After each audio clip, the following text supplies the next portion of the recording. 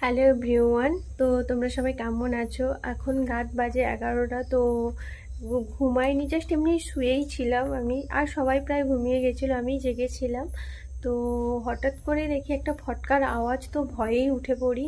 মানে দেখি যে কেউ, এবার বেরোতে তো হবে। বেরিয়ে দেখি যে কার্তিক ঠাকুর বসে দিয়ে চলে গেছে। তো বাট কে দিয়ে গেছে সেটা জানি না। তো আমার যে চিঠিটা যে দিয়ে যায়, আমার লাইফে ফার্স্ট টাইম, আমি জীবনে কোনো দিন যাইও নি এইসব ব্যাপারে, সব জানিও না। শুধুমাত্র দেখলাম চিঠিটা পড়ে যে 4টা বাচ্চার নাম আছে, বাট এরা তো, আমি টিউশন পড়াই, তাদের মধ্যেই দিয়ে গেছে। তো এটুকু বলতে পারি, এই 4টা বাচ্চার পক্ষে দেওয়া সম্ভব নয়। তো এর মধ্যে কেউ বড় কেউ আছে, তো তারা কেউ নাম লিখেনি, ছোট ছোট বাচ্চারই নাম লিখে দিয়ে গেছে। দেখো এই চিঠিটা দিয়ে গেছে, এখানে এই 4টা বাচ্চারই নাম দেওয়া আছে। এই যে বাইরে দেখি ফটকা ফুটছে, যা দেখছি বাইরে যে আমাদের ছেলে বসে গেছে, তো অবাকই হয়ে গেছি, কারণ এটা আমাদের আশার বাইরে ছিল। তাই আমরা ছেলেকে বাইরে না রেখে সযত্নে বাড়িতে তুলে নিয়েছি।